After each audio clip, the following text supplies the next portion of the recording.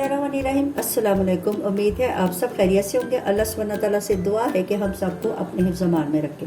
अगर आप मेरे चैनल पे नए हैं तो इसको ज़्यादा से ज़्यादा सब्सक्राइब करिए। मेरे चैनल पे बहुत अच्छी बहुत मज़े की रेसिपी मौजूद है। मेरे चैनल का विजिट करिए और ज़्यादा से ज़्यादा मेरे चैनल को सब्सक्राइब करें। आज हम बना रहे हैं स्वीट क्रंची बाइट। बिस्मिल्लाहिर्रहमानिर्रहीम। इसके लिए हमने आधा कप मैदा लिया, इसको हमने स्ट्रेनर से छान लिया। Corn starch 1/3 cup.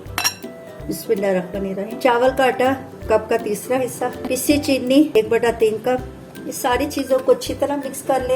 एक चुटकी नमक की डालनी है, अच्छी तरह मिक्स कर लिया। अब इसके अंदर एक अंडा शामिल करें। बिस्मिल्लाहिर्रहमानिर्रहीम। आधा कप दूध का शामिल करना है। दूध हमने थोड़ा थोड़ा शामिल करना है, साथ साथ इसको मिक्स करते जाएं।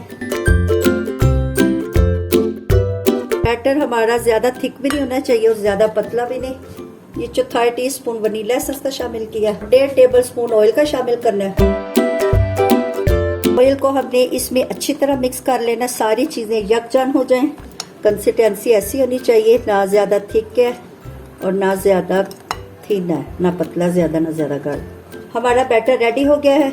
अब इसको हम पाइपिंग बैग में डालते हैं। ये नॉन स्टिक पैन से इसको एक मरतबा ग्रीस कर ले। हल्का सा ग्रीस करना है, ज्यादा ऑयल नहीं लगाना।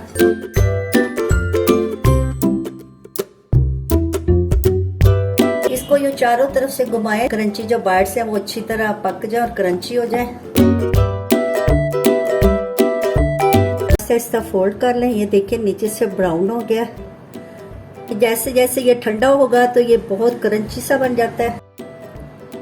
अल्हम्दुलिल्लाह हमारे क्रंची बाइट्स रेडी हो गए हैं। थोड़े से बैटर से बहुत ज्यादा क्रंची बाइट्स आप रेडी कर सकते हैं। ये देखें ये कितने क्रंची है। आपने इस रेसिपी को जरूर ट्राई करना है और कमेंट्स में बताने हैं। अच्छा, जब इजाजत दे नई रेसिपी के साथ हाजिर होंगे। अल्लाह।